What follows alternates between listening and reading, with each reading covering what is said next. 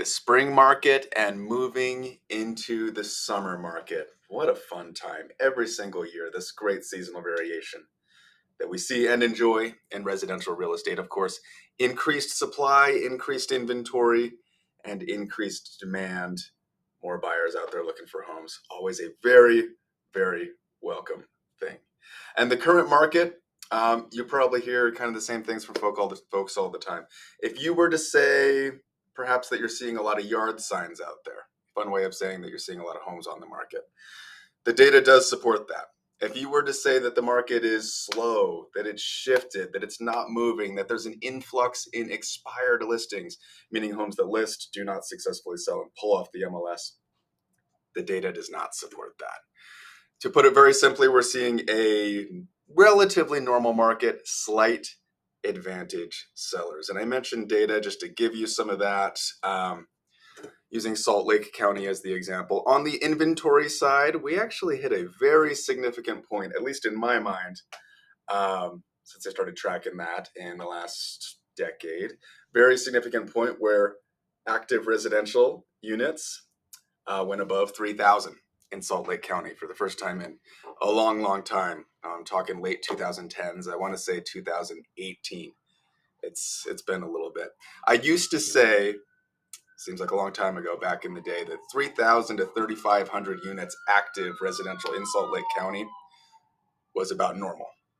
That has in no way been the case in the first half of the 2020s, of course. On the demand side, we've seen demand increase with supply. So we're seeing absorption rates, how many months of supply are available of homes that are remaining relatively constant, if not dipping ever so slightly downwards.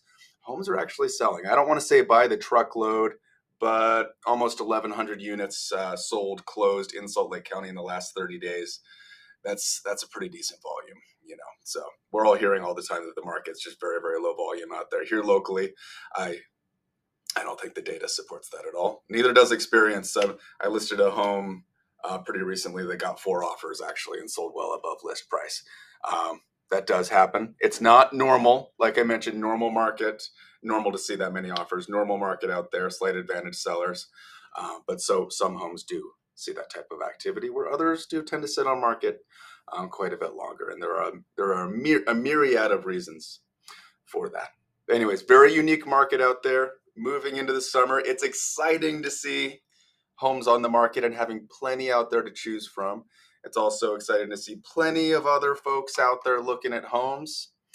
We don't always love seeing that competition for us, but it's good to keep things moving there. But yes, anything at all that I can do to help you. If you are having any thoughts at all of moving in the next little bit, or maybe way down the road, maybe into next year, it might be worth having that casual